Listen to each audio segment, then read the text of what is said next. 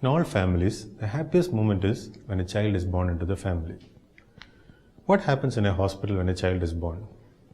The gynecologist checks whether the child is breathing properly. The pediatrician, if available, checks whether the child has a normal development, whether the brain size, head size is okay, whether the hands are present, feet are present. And then when the parents are sent home for discharge, they are given an immunization card. In the immunization card is a chart that graphically determines the child's weight on each occasion, height on each occasion, and what are the immunization that is necessary to be given to the child. What are we doing for the eye of the child? It is a very visual world. 70% of the input to the brain comes from the eyes. And the eyes are very important for us to live. Statistically, 20% of all newborns are born premature. In prematurity, there is a risk of development of ROP. It's called retinopathy of prematurity. If not diagnosed early and treated early, it is a blinding disease. And almost 2% of all births have some vision defects, mostly cataract.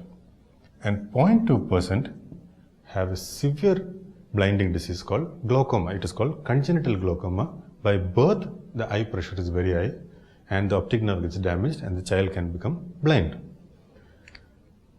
As we all know, by the age of 7, the vision is permanently set. We recommend an age of 3 to 4 years for screening and correction of any visual disorders.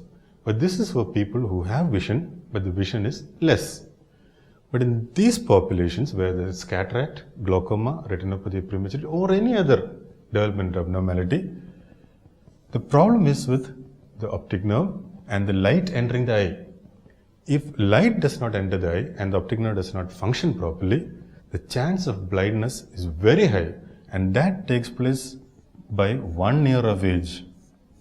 So it's very important that a child with any of these risk factors be subject to an ophthalmic examination at the earliest, especially if the parents of the children have any glasses or any other problem with their eyes. It's very essential that they check the eyes immediately. So how can the parents recognize that the child has any visual problem? The first thing is to look for any deviation of the eyes. The eyes may not be straight. It may be crossed or divergent, or there may be a white reflex coming from inside the eye. Any shape alteration of the eye or in the direction if it is not straight is a symptom of decreased vision. As such, that child should be subject to an eye examination at the very earliest because it will usually be treatable and can be cured.